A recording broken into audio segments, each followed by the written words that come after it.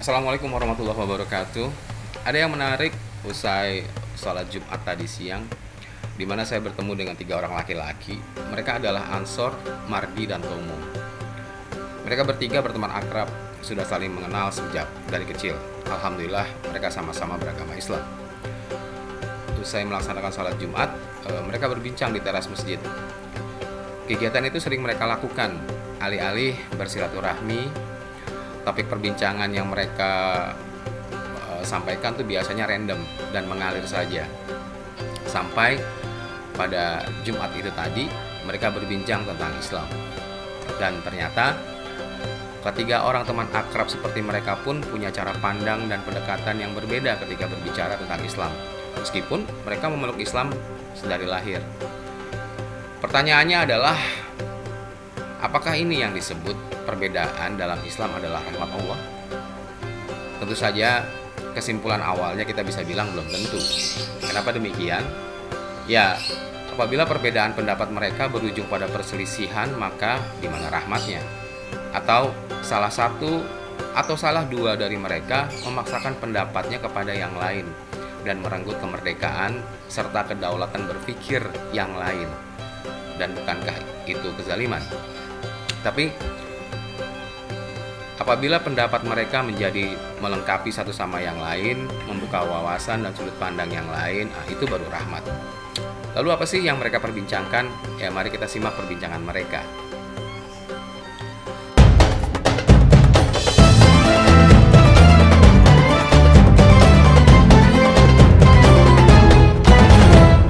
Ya, setelah melihat suasana di masjid usai sholat Jumat itu, Tomo berkata pada teman-temannya, Islam itu ternyata agama yang paling solid dalam menerima informasi ya.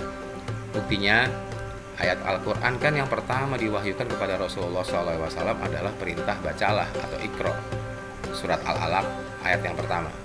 Kemudian kita juga diperintahkan dengan ayat lain, apabila sesama muslim berselisih maka kembalikanlah kepada Allah atau Al-Quran dan kepada Rasulnya atau hadis. Bahkan diperkuat lagi dengan ayat yang lain yang berkata bahwa apabila ada berita dari orang fasik maka telitilah atau bertabayun. Ketiga dalil ini kan menjadi instrumen ya bagi umat Islam agar objektif, agar setiap informasi itu terverifikasi atau bisa dibilang proses konfirmasi, kata Tomo.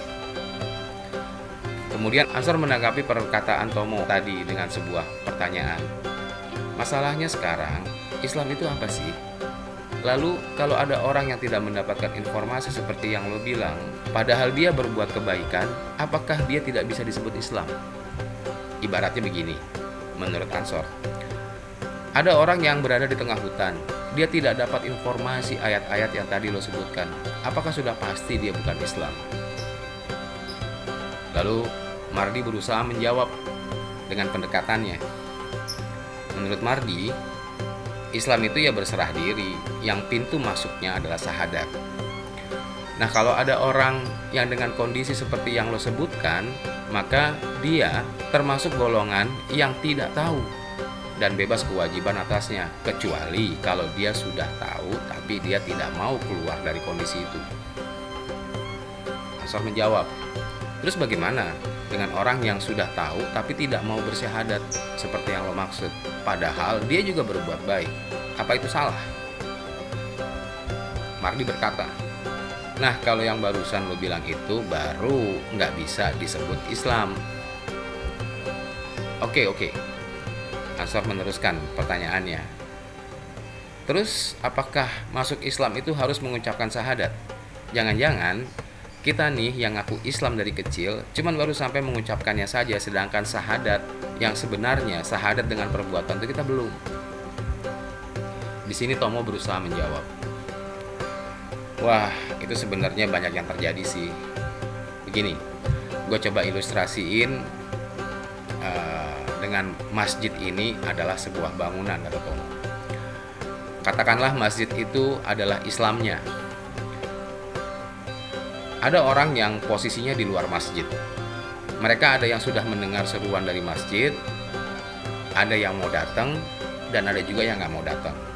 Atau kondisinya Ada juga orang yang seperti yang lo bilang tadi di tengah hutan. Dia nggak tahu kalau ada bangunan yang namanya masjid misalnya. Nah, buat orang-orang yang mau datang dan mau masuk masjid, mereka harus melewati teras dan pintunya dulu. Teras dan pintu masjid itu adalah syahadat. Dia berikrar buat dirinya sendiri menjadi saksi kalau dia mendengar seruan dari masjid dan mereka datang. Habis itu, mereka masuk ke dalam masjid. Mereka diminta untuk membangun tiang-tiang bangunan itu.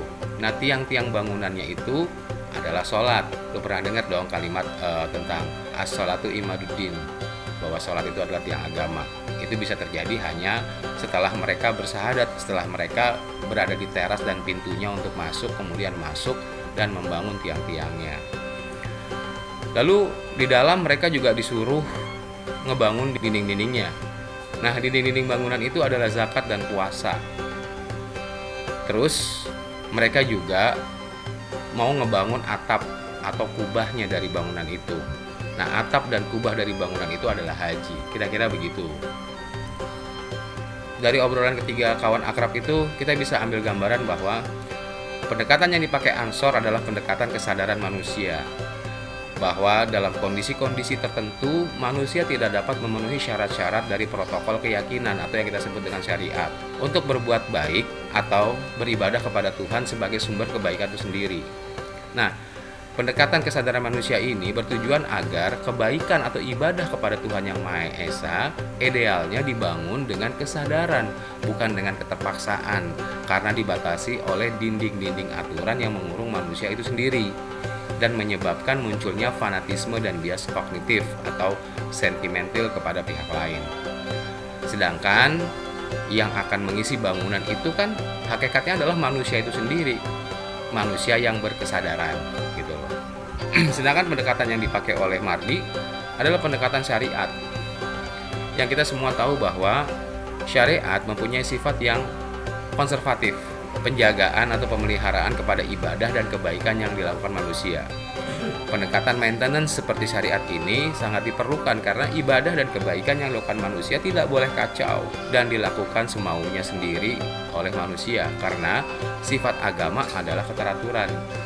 Dan agar tidak terjadi mispersepsi antara kebaikan yang dilakukan karena Allah atau karena Tuhan, atau kebaikan yang dilakukan atas dasar nafsunya sebagai manusia. Sedangkan pendekatan yang dipakai Tomo dalam obrolan di atas adalah pendekatan tadabur atau pembelajaran. Bisa dibilang pendekatan yang dipakai Tomo ini adalah pendekatan yang paling dasar atau yang paling basic dari ilmu Islam, di mana dia hanya menyampaikan apa-apa yang tertulis di dalam Al-Quran sebagai pedoman umat Islam dengan apa yang terlihat di alam semesta atau lingkungan sekitar dengan fenomenanya. Ketiga pendekatan yang berbeda ini sering terjadi di lingkungan umat Islam. Ada yang menjadikannya rahmat dan menjadi maslahat atau perbaikan dengan berupaya menyatukan menjadi sebuah referensi yang empiris, tapi juga ada yang malah menjadi perpecahan pada akhirnya. Pertanyaannya, lalu kita pilih yang mana? Wassalamualaikum warahmatullahi wabarakatuh.